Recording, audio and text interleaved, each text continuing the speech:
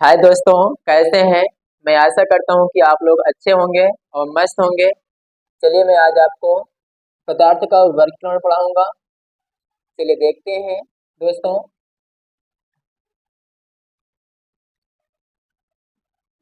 देखिए दोस्तों, मैं लिख रहा हूं पदार्थ का वर्गीकरण। वर्गीकरण माने होता है दोस्तों बांटना। दोस्तों, जो पदार्थ को उसके आधार पर दो भागों में बांटा गया है। देख लेते हैं हम लोग कौन कौन से दो भाग हैं। एक होता है भौतिक अवस्था के आधार पर,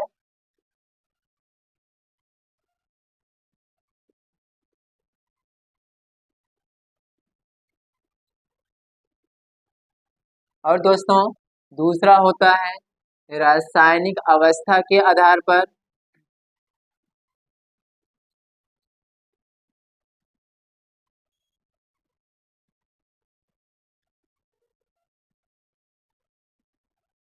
दोस्तों बात कर लेते हैं हम लोग भौतिक अवस्था को कितने भागों में बांटा गया है। तो दोस्तों भौतिक अवस्था को मुख्यतः तीन भागों में बांटा गया है, लेकिन होते हैं पांच। चलिए हम लोग देख लेते हैं कौन कौन से पांच होते हैं।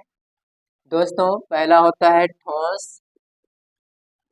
दूसरा होता है द्रव, तीसरा होता है गैस, चौथा होता है प्लाज्मा, पांचवा होता है बीईसी। बीईसी का फुल फॉर्म होता है दोस्तों बोल्स आइंस्टीन कंडीशन।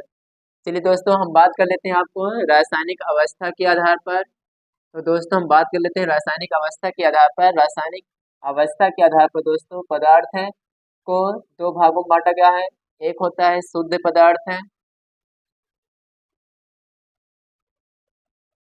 दोस्तों दूसरा होता है अशुद्ध पदार्थ है।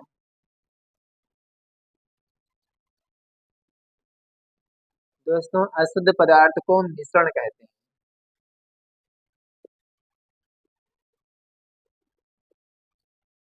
चलिए दोस्तों देख लेते हैं हम लोग शुद्ध पदार्थ को कितने भागों में बांटा गया है। शुद्ध पदार्थ को दोस्तों दो भागों में बांटा गया है। एक होता है तत्व और दूसरा होता है दोस्तों यौगिक। तत्व को दोस्तों तीन भागों में बांटा गया है। एक होता है धातु, दूसरा होता है अधातु, तीसरा होता है उपधातु। दोस्तों मैं बात करूं यौगिक को, तो यौगिक को दो भागों में बांटा गया है। एक होता है कार्बनिक यौगिक,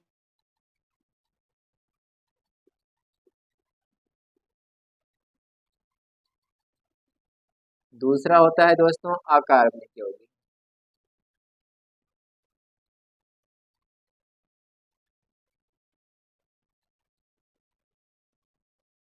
अगर दोस्तों मैं मिश्रण की बात करूं, मिश्रण दो प्रकार का होता है। पहला होता है समांगी मिश्रण,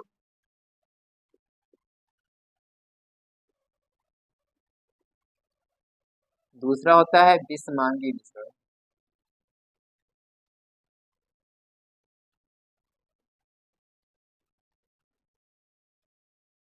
दोस्तों मैं आशा करता हूँ ये सारी चीजें आप लोग को समझ में आ गई होगी।